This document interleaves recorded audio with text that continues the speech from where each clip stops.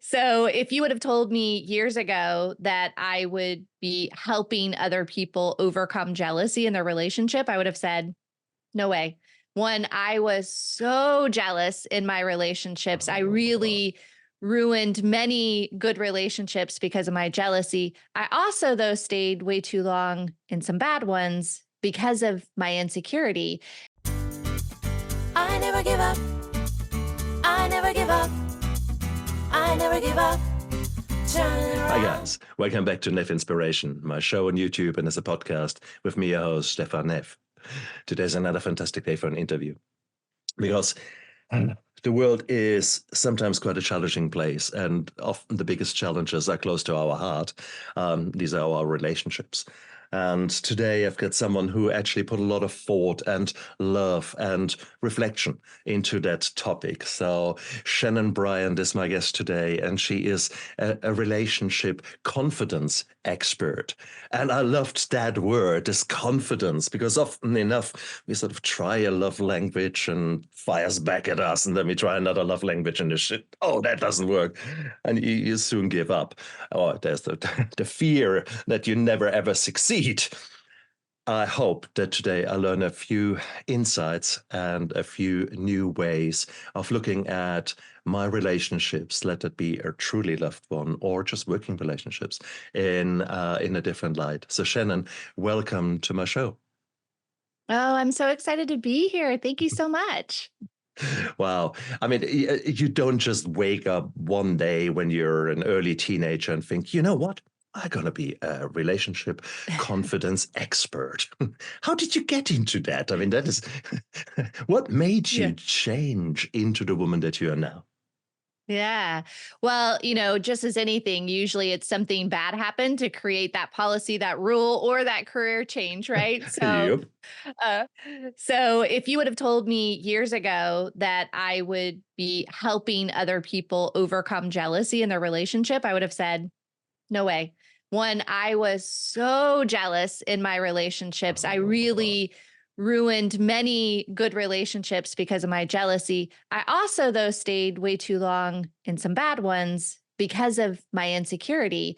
And, I grew up in a very chaotic environment. My father was an alcoholic, and my parents got divorced when I was 12. And at the time, he kept saying, I'm going to AA, I'm getting sober, I'm doing these things. And then he showed up to pick up me and my little brother on a Saturday with a beer in his lap. And so I said, at 12 years old, I said, that's it. As long as you're drinking, I don't want anything to do with you. And so he took that to heart. I didn't speak to him again until I was 25. And that was just, a couple of times. And then we didn't speak again until just this last 3 years, which was the last 3 years of his life. We were able to build this beautiful relationship. But growing up, I always felt like, well, if my own father doesn't love me, why would anyone else? And so I carried that insecurity and caused jealousy in my relationships because I was always afraid that somebody was going to leave me, abandon me, or I just wasn't good enough for them. So why would they stay? And ouch. yeah, I worked through many years. A therapist gave me the ACA, Adult Children of Alcoholics, the laundry list, 14 characteristics, and I had check, check, check, check, had them all. I think 12 of the 14. And I thought, okay, well, I must not be the only one if there's a list. And there must be a solution. So I started working really hard to overcome my jealousy, improve my relationships, and then wanted to give back and help other people. I spent decades this way, and I didn't want other people to spend that long. Wow. So that's how I ended up here. Wow. Jealousy. It's such an evil. It's not an emotion. It's a core belief, really. It's a way we are wired deep down inside, and based upon that, you end up with actions that maybe with hindsight you are not so proud of. Um, Hmm. I'm I'm astounded to hear you from the word go, pointing towards the relationship with your father as an underlying problem. I don't think many people do really have such an immediate link there. How Mhm. common is it that you have to dig a little bit when you work with your clients? Um, is there a readiness to accept that what happened in their childhoods has actually a direct impact on their current relationship problems? Yeah. So what I've seen mostly, there are maybe two different things happening. One, it is someone who grew up in that type of dysfunction, or it's someone who they were in a relationship with some infidelity, or maybe a series of relationships where there's infidelity. And so then that jealousy kicks in. And Mm. what we think is, oh, the jealousy is the problem. Jealousy is not the problem. Jealousy is a solution to a problem. And so that jealousy is there to show you, like, hey, there's something deeper here. And so I really work with my clients to not just treat those symptoms, not treat, but not just look at the symptom of jealousy, Yeah. but let's look at what's behind and what's driving that jealousy, because it's Mm. not just out of nowhere that you're feeling jealous. It's beautiful. So you call it really a message from either your past or from the universe or from your body, from your soul, to actually start doing a bit more work there, to say, actually, here is something seriously wrong. Yeah. Is there a difference between men and women when it comes to jealousy?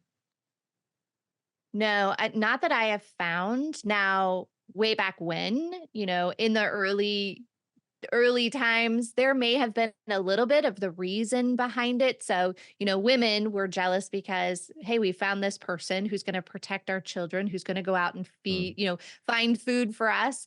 And I want to protect that. I don't want anybody else to have that time and to take that away from me. Mm. Whereas men, it's a little more sexual, in terms of, I don't want somebody else to have what's mine kind of thing. But where I'm seeing it showing up, because I have both male and female clients, and it's mostly the same underlying issues. Interesting. Interesting.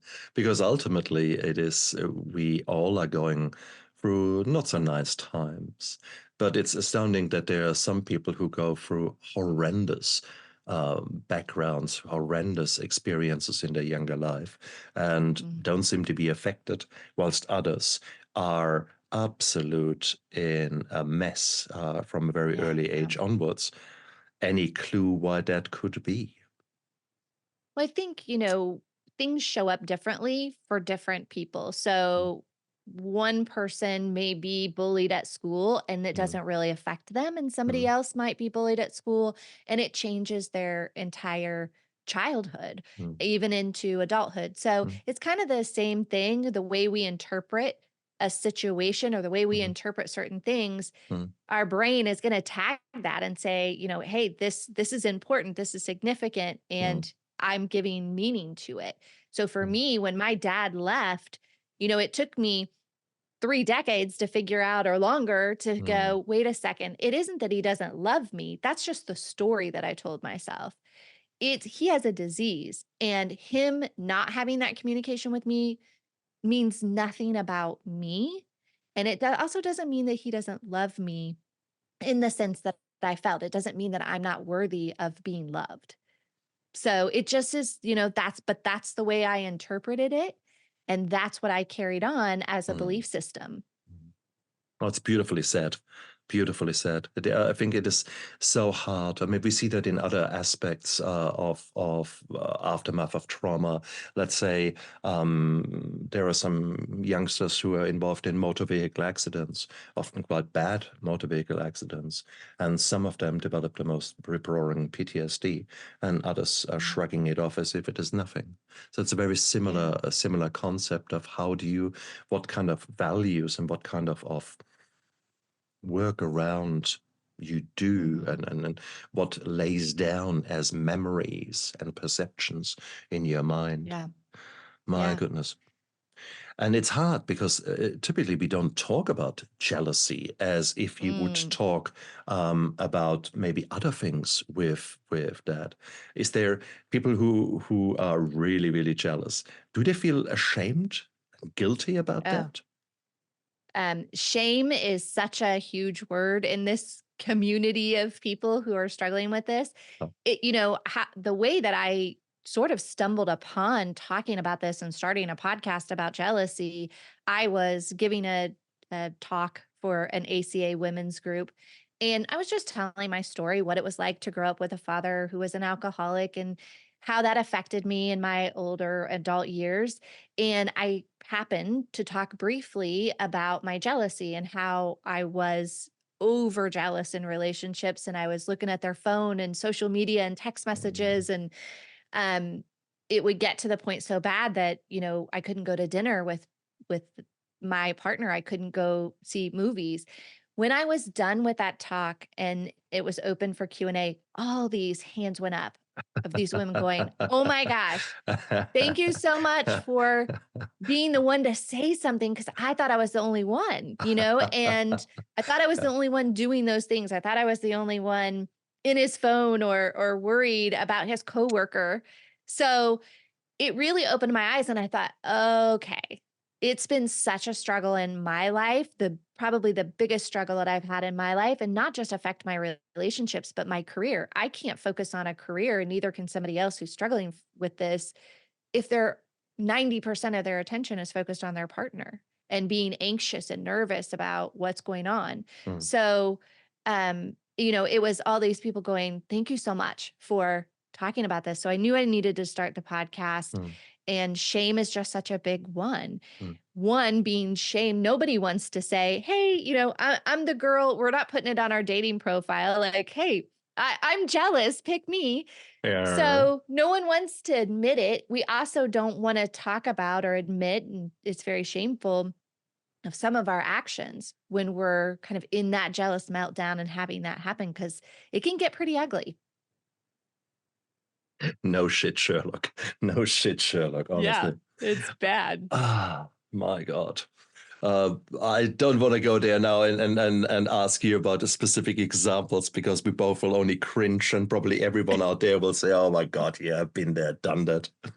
But I think one thing I want to point out, I know many people who are jealous and who you wouldn't actually put the label on of adult children of alcoholics.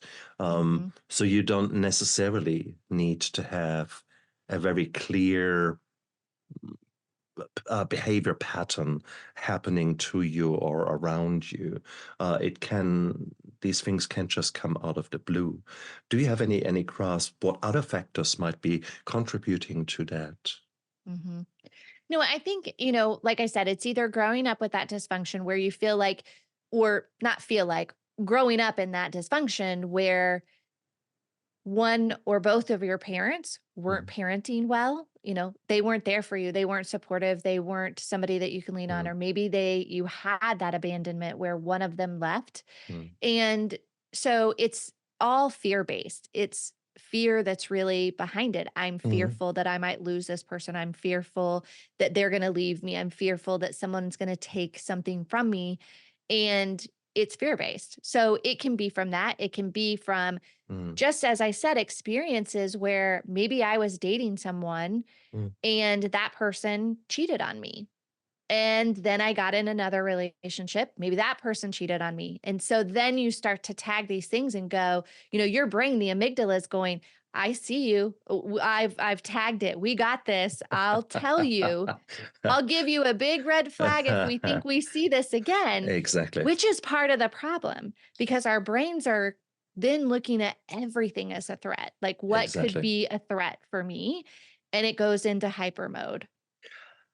Very nicely said, isn't it? Because that's really what is happening. It is our brain tries to protect us, and it tries to work with the data sets that it's got.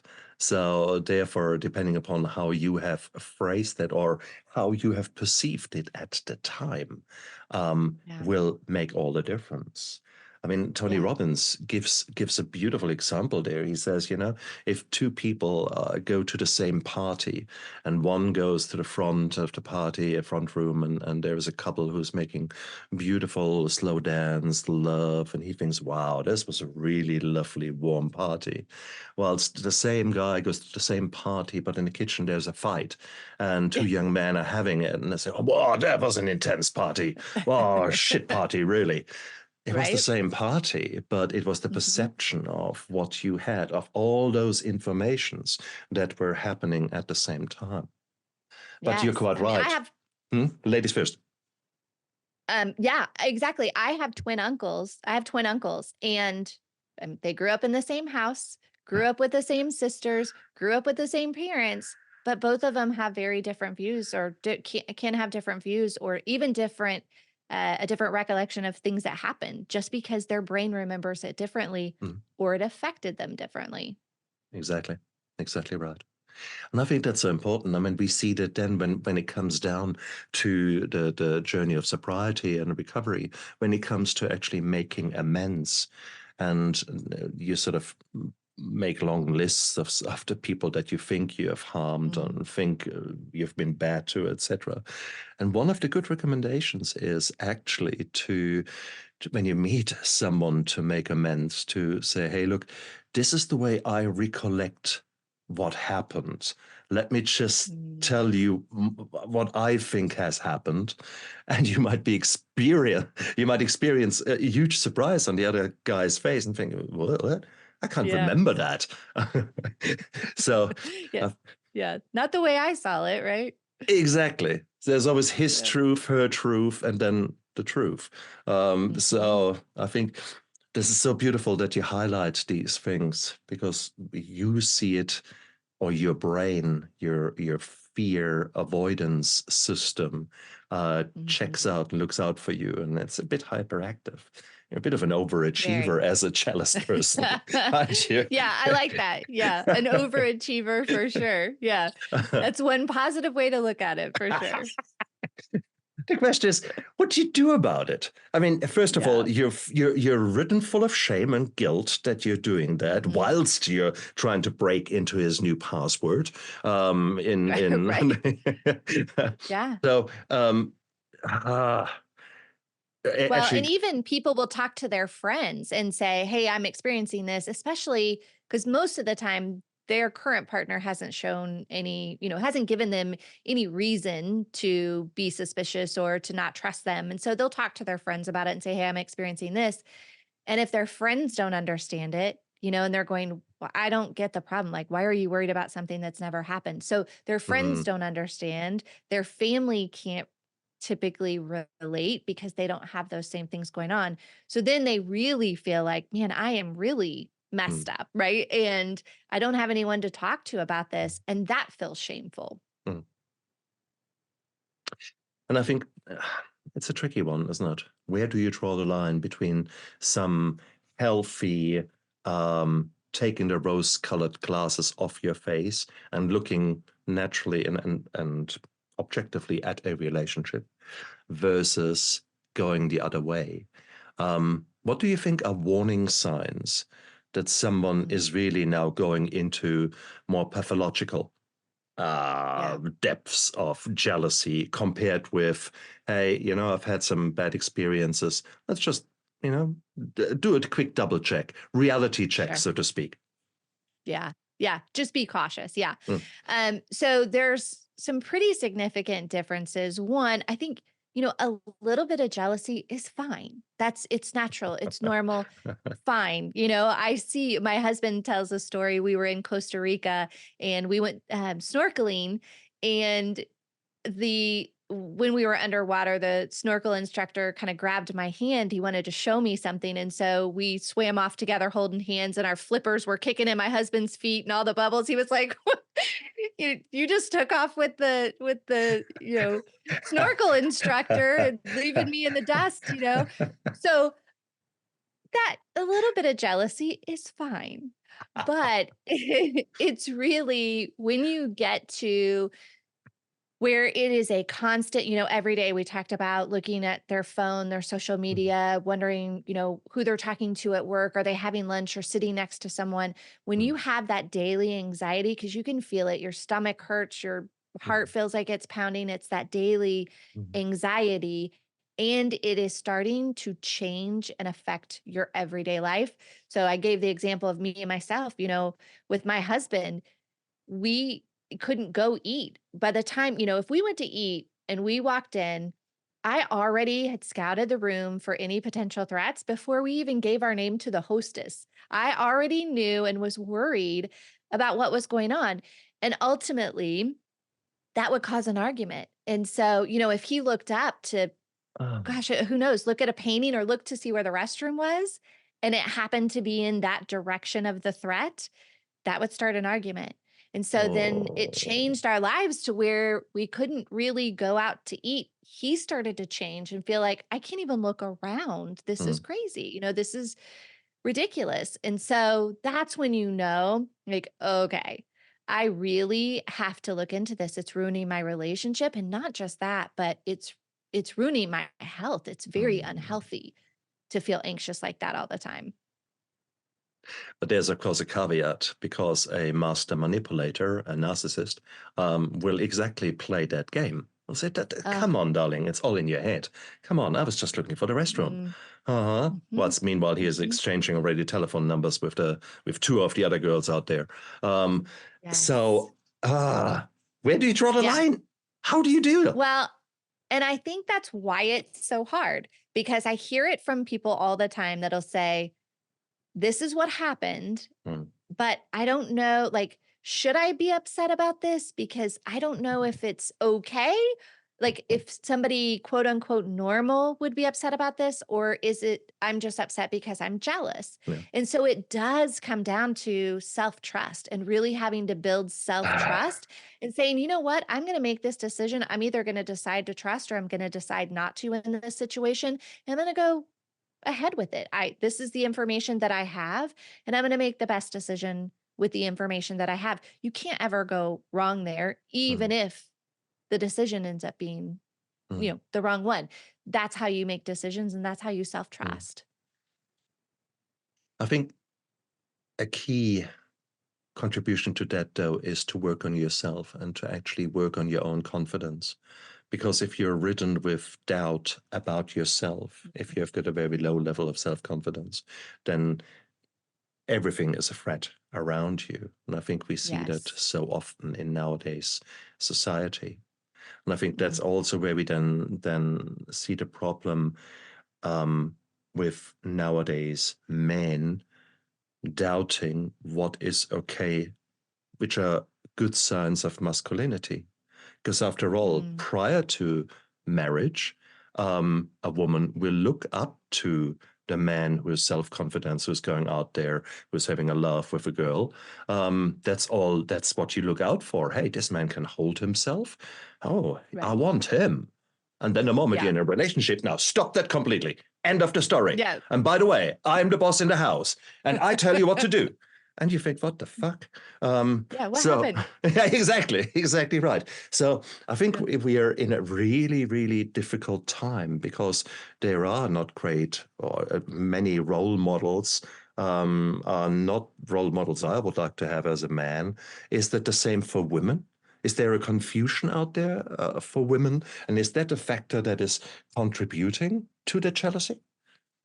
Well, I think what might get confusing is pretty much what you were just talking about is the expectation in the relationship, right? Yeah. Because and I had a couples therapist who was actually a guest on my show and he said it in such a beautiful way was saying you wanted like presumably you are married to a man so you were looking for someone who is heterosexual, they're attracted to women.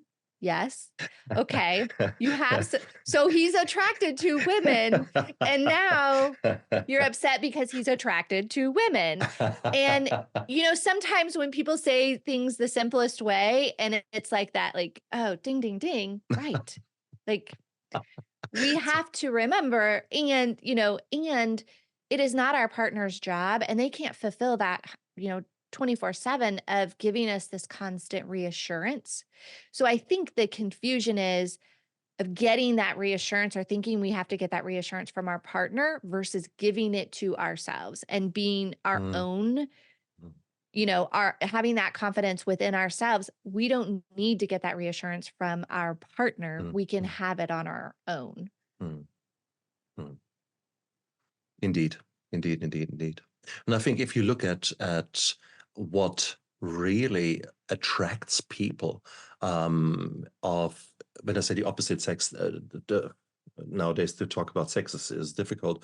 The person who you want to attract, or however you want to phrase it, it's typically confidence, and it's typically a serenity, a calm aura with a bit of maybe bravado, a bit of swagger, a bit of thing, if you want to use Mhm. more male terms, or a bit more of, I don't know, whatever a beautiful female attribute would be. Um, it is hard nowadays, I think, to come up with the right mix of signals Mm. that is acceptable. And what is acceptable Yeah. for one set of circumstances suddenly completely changes in another set of circumstances. And I find that so Yeah. hard. I find that really, really tricky. Uh, Yes, I can imagine. And it's true, I think, on both sides. Like, oh, Mm, okay, this, what this person is comfortable with, this other person isn't comfortable with, mm, or what was okay in this relationship, like what made this relationship work is not the same thing that makes another relationship work. mm, And I think, you've got two people constantly coming together, both with their own belief systems, both mm, with mm, sometimes their own things to deal with, their mm, own, how they were raised or the things that they're struggling with, their own insecurities. And so I think that, it's hard. It's not just this blanket, like if you do this, then this, if you do this, then this. I wish it mm, were. It would be much easier, right? mm. Do love languages play into the confusion of jealousy, of being jealous? If two people have got very different love languages, Mm, one is very touchy, right. and maybe the other person is not. So this, So something, yeah. So, excuse me, I'm sorry. mm, Something very interesting with that is not necessarily maybe love language, but you will have someone who is overly jealous, someone like me, how I was in the past. I was extremely anxious, have the what they say anxious attachment. I am hyper drawn to someone who is avoidant. So, and those two types of personalities fall in love very easily because one oh, is chasing and one is running, right? And that's just like, I want more attention. I can't give you attention. And it's that seeking, that anxious attachment does with somebody who is avoidant. And so it's an easy pattern to fall into, which is why a lot of times it makes it really hard because that person who wants reassurance is trying to get it from somebody whose own defense mechanism is to not get too close. So, so not necessarily love languages, but yeah, kind of that makeup of the anxious attachment versus the avoidant. Yeah. And again, these are all concepts that normally you don't talk about. So therefore, Mm. it becomes like remote battlefields, like two superpowers having wars in two little countries. So the Yeah. wars are about something weird, like whatever typically comes out, which is typically rubbish. But no one talks about the real issues behind it. How Mhm. can we Yeah. change that? So, one is what's really hard is if you're with another secure person, it makes it a little bit easier because they're not going to stick around for that kind of the jealous nonsense or, those types of things because they are secure within themselves and they know, hey, I don't deserve a relationship that's like this. But it actually takes your own work to get to the point where you're secure and then you're finding secure people. Very rarely does it work where you're still anxious. I mean, sometimes, like I said, my husband stuck around. Maybe he shouldn't have, probably shouldn't have. He did. But, you know, I had to work on myself. It wouldn't have continued to stay that way unless I made changes within myself. And so we know we can't change other people. So the only thing you can do is just to start working on yourself. And the very first step, like, get really self-aware of what you're doing. I say, you can't change what's in your way until you look at what you think, do, and say. So you got to go through and say, what am I saying to my partner? And really pay attention, because we have those flippant comments that we say. My favorite one was, "Oh, that must have been your other girlfriend." Like, if he were trying to tell me a story and I didn't remember that happening, or he was talking about a place that he visited, I had that comment. Am I saying really nasty things to him? No, but over and over and over, when you're saying that constantly, you're showing I don't trust you. There's no trust in our relationship. And so that starts to damage the relationship. So looking at what you're saying, the things you're thinking, like I said, I had to go in and kind of dump that drawer of junk that I had, and like, what stories am I telling myself? Oh, that my dad didn't love me? That's bogus. I need to get, that's not true. So think, do, and say is a really great place to start. And I always have my people, my clients are tracking that for a while, and they're amazed. Like, I knew I said it, but I didn't realize how often I said it. Or I didn't know that it was really bothering him, because they'll start to have conversations like, well, what else do I say? And let me tell you, they can tell you what they can tell you what you're saying. Oh, Shanenn, come on. Do you know how many thoughts a human being has in 24 hours? No, what? It's between 10 and 70,000. Yes. Can you imagine how many those are? And can you imagine that, many of them are just, I'm hungry, oh, it's blue out there. Or it could be repeated thoughts that are coming gently through and through and through. As only when you actually pay attention to them and start writing some of these thoughts down, i.e. journaling, note-keeping, and those kind of things, where suddenly you begin to realize certain patterns that are happening. On the flip side, it is a wonderful, powerful thing to actually do, it's said, if your life is worth living, it's worth recording. So therefore, to actually use the writing, not just to pick out the maybe a bit strange and weird things that are happening in your brain, but also maybe the good things, and to write down maybe goals and plans, and maybe crystallize a bit more from a dream to a vision, and then by taking action, turning it into a mission. So journaling and writing down is so powerful, is it not, Shanenn? So I'd love to hear that. It's so great. And, one of the things, I love that you said journaling. That's so good, because what I ask people to do too is, like, you have so much, like, you're constantly on your partner's tail about the things that they're doing. So can we write down some maybe really positive things? Like, what are you grateful for this relationship? Like, what's good, like, not just what they like about their partner, but what are you grateful for? Because we tend to just get so narrow focused, especially when it's negative. It's really easy to go, everything sucks, everything sucks and everything's negative and they suck and they're always doing these things. And we forget. So it's good to write those things down so you can go back and look at them and go, they're not such a, jerk all the time. Or it becomes a reality check that you actually say, he is a jerk. Or she is a jerk. She is not nice. Yeah. That's right. So, but one way or the other, it helps you. It slows your brain down, because thoughts are often something very nebulous, something floaty in your head. You forcing yourself to writing things down or spelling things out, suddenly the words have left your mouth and your ears are hearing these words and you think, that sounds not right. Yeah. Or you're writing it, and you think, no, that's not true. And it's so beautiful. Right. When you recommend journaling, do you recommend them to write on the computer, write by hand? What's your experience? whatever is easiest for them that they will do. So I have a lot of people that'll just do notes in their phone because they Mm, always have their phone. It's mm. easy for them to do. If they have to get too much into a ritual where like I'm sitting down in bed and I'm getting my journal book and I'm writing for 10 I minutes, hear you. they won't do it. I hear you. So Yeah, whatever is easiest for them. And then you have some people that are very used to journaling. They yeah, love it and they're yeah, already in that yeah. routine. Yeah. So You're quite right. yeah. You're quite right. I'm sort of ping-ponging in my opinion. I certainly know Mm. that we use a different part of our brain when we write by hand.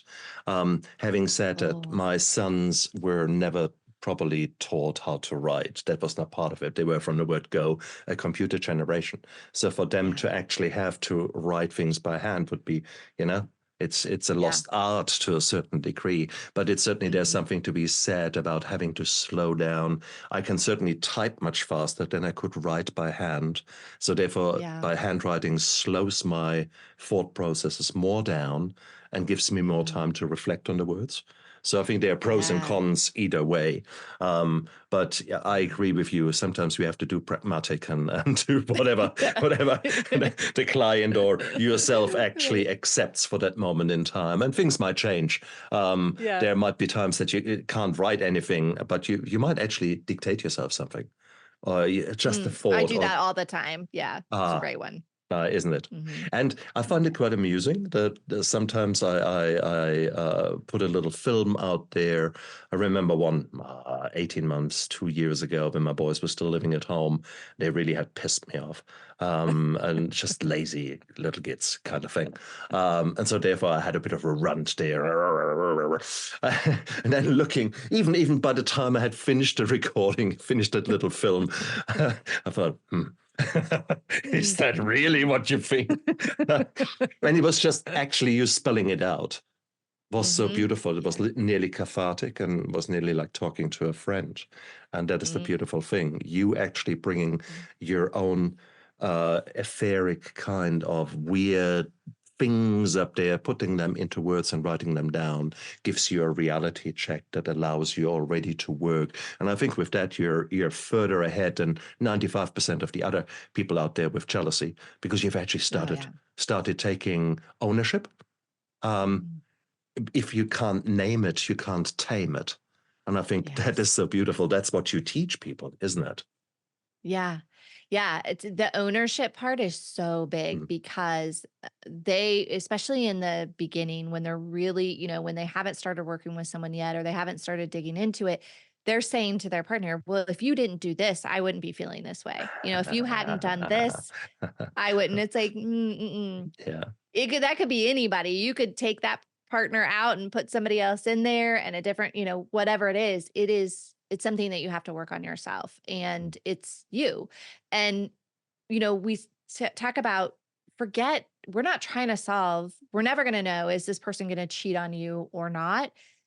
We're not even, we're not thinking about that and we're not worrying about that. What we're focused on is why is that so top of mind for you all the time? Mm. And why are you constantly thinking in that way? So Hmm. yeah, Nice, yeah. nice. A very nice reframing, because that takes out of the equation if uh, what the real truth is, but it actually puts the Mhm. ownership and the onus on you to actually Yeah. examine where do your thoughts come from.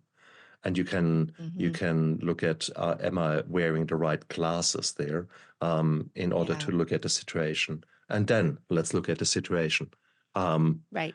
love Right. it, love it, love it, I love mean, it. through personal development, any time you get better yourself or Mm, you grow yourself, then you can make those decisions you were talking about earlier. Well, what if they are a snake, or what if mm, she is, a nasty person?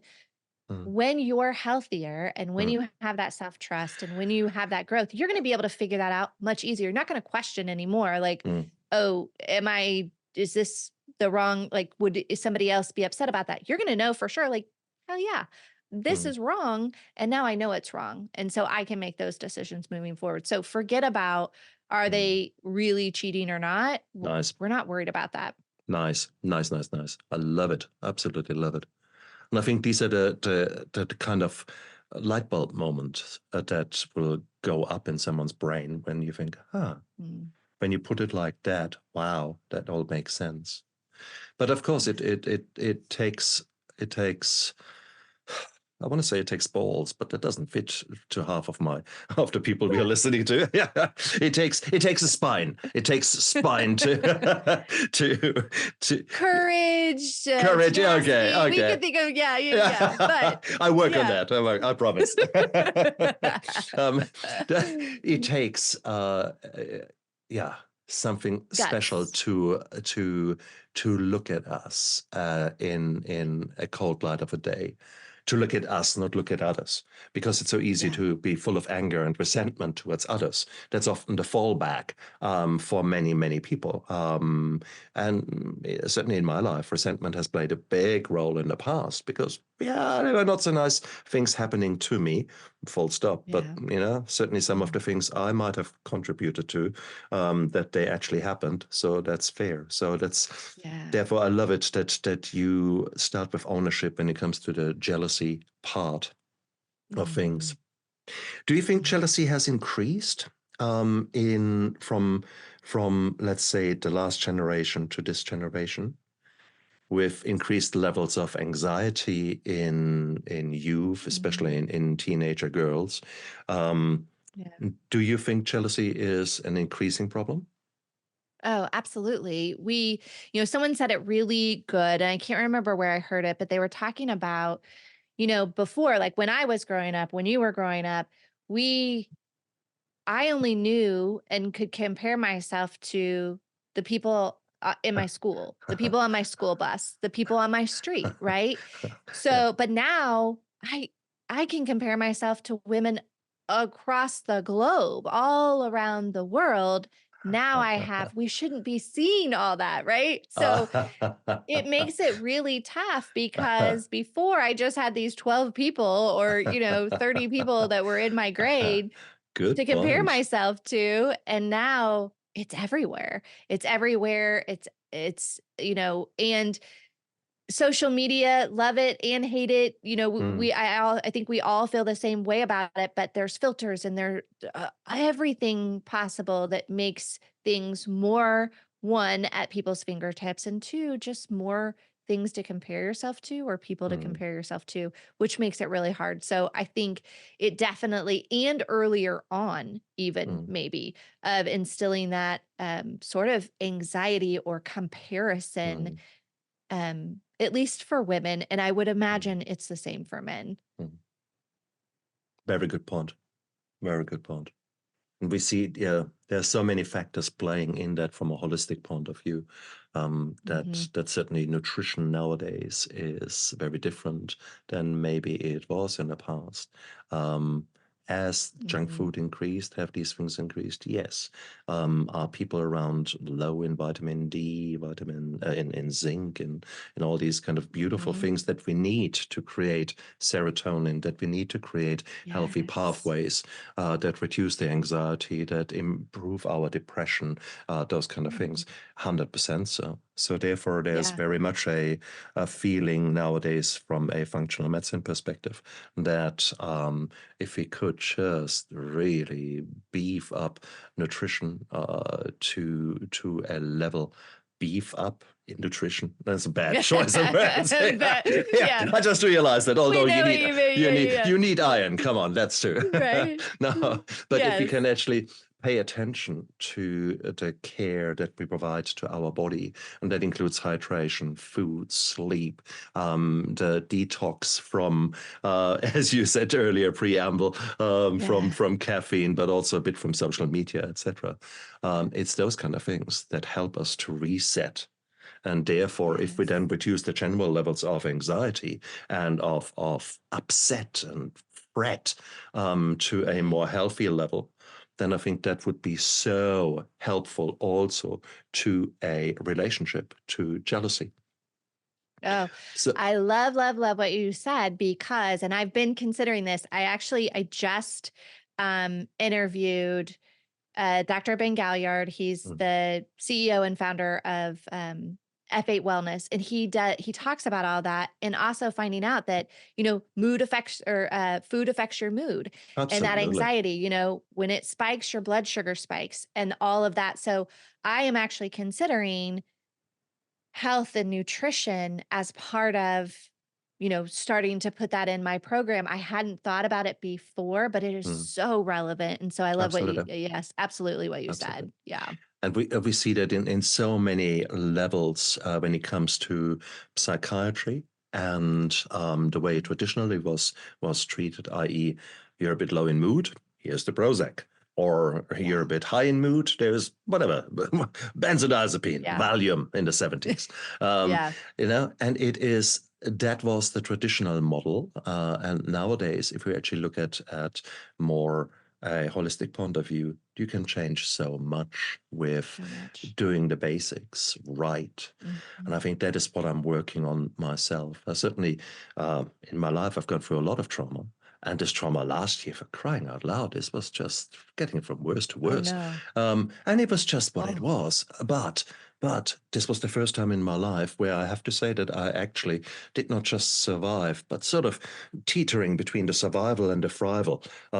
So I mm, was certainly no longer the victim, but I was, yeah. holding myself much better. And I attribute that very much so to the care that I gave myself, despite some very Right. hard times. And I think that is something that I want to stress out there when we talk about the building up self-confidence. That can start by taking small little actions, but Mm-hmm. consistent actions in the right way.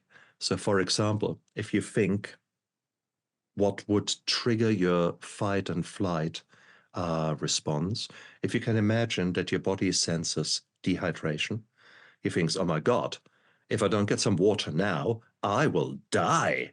Right. It's basically give me 2-3 days and I'm dead. So, you're constantly dehydrated. So what was to happen if you start in the morning by having a glass of water on the bedside table? And before your feet Mhm. reach the ground, you drink that glass of water. You're already 500 Yes. mils into the day. So it's one action. Before you even got out of bed, you have taken already action by looking after yourself. And Mhm. then maybe, okay, I have my breakfast, but I make sure that there's one leaf of spinach in there. If you make a sandwich, there are 2 leaves of Right. spinach. It doesn't matter what's on the sandwich. Well, peanut butter and jelly and spinach. I don't know. I haven't tried Oh, that. yeah. Oh, Okay. Maybe it should not be the peanut butter and jelly. That could be another step. So here you go. So, but you're taking action. You're taking yeah. steps, and that's the Mhm. opposite of a victim. Being Yes. extremely jealous, you're often in the victim kind of place, but here Mhm. you're taking small steps, gaining Mhm. back your confidence. And I think this is Yeah. such a beautiful journey. And I think this is where we all can go on, regardless from which angle we are coming. Let it be sobriety, jealousy, let it be Yeah. actually physical disease, autoimmune diseases, or whatever it is. We can all work together towards becoming better human beings, and then we can change this world. No two ways around it. And I Yeah. love it that you're sort of saying, yeah, come on, let's bring it all together. This is Well, cool. yes. It's so good because I think, we hear diet or nutrition and exercise all the time. Mm, Nutrition and exercise. You got to get good sleep and you got to mm, exercise. We hear that, but I don't think people mm, are connecting the dots in terms of, oh, this is also important if I'm jealous and I'm trying to overcome this jealousy. It's also mm, important if I'm trying to get sober. It's mm. like you said, it's in all of these different wheels of the spoke, right? Or spoke of the, you know what I'm trying to say. But Yeah, yeah, I do. it affects all those things. So it isn't just, I think we equate it to physical health, like how you want your body physically, but this is Mm, really like internal stuff mm, where it comes to be mm. a big key. And pun, it's not just a pun. There is actually very much science behind what I'm saying now. But, we all got this gut feeling. And gut feeling, I mean, you would have called that with jealousy. I've got this gut feeling. She's a bitch. She Yeah. will be the threat, etc. If you imagine up here in your brain, that is about 1.5 kilogram of brain tissue. You've got the same amount 1.5 kilogram of brain tissue, of nervous tissue around your gut. Now, there's very much a gut-brain axis, and it goes both ways, okay? There's so much of information down there that's getting up there. So again, when we're actually talking about serotonin and feel-good kind of hormones, many of them are actually produced in your gut by bacteria that you really should look after, like little children. You wouldn't just kick them out and give them not the right food and let them starve. We need to do the same with our gut bacteria. We need to do the same with us. So therefore, I guess this is the future talk here. This is where we're gonna do number 2. Part 2 or Yeah, something. exactly. Well, I was just thinking, my gosh, you've given me a whole new pillar in my coaching program here now. I think it's so important, though. Isn't it? No, that's wonderful. Yeah. Oh, look, you're an amazing woman, Shanenn, because you are so open. You're so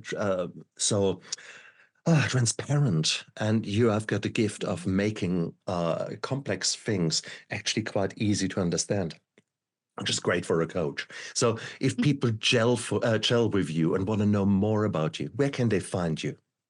Yeah. They can go to my website at topself.com, or they can find me on Instagram at topselfcoach, either one. Perfect. Guys, look down there into the description of the YouTube video and of the podcast. Whilst you're down there, press the like and the subscribe button. And tell your friends, and maybe leave a comment down there and say, hey, this was really cool. I like that. Or maybe tell us one of your cringe stories. That's fine. Whatever it is. You can be anonymous, okay? No, but I think, it's just share our journey. And you have already taken action, guys, by actually listening to this beautiful interview all the way through here. So what other action can you take now? What could you do? And if jealousy is maybe one of the more significant issues to be addressed right now, get in touch with Shanenn. I mean, what have you got to lose, for crying out loud? Okay? Shanenn, you're an amazing woman. Thank you so much for being a guest on my show. I had a blast of a time. Oh, my privilege. Thank you so much. Cool. And you guys out there, look after yourself and live with passion. Bye. I never give up. I never give up. I never give up. Turn around.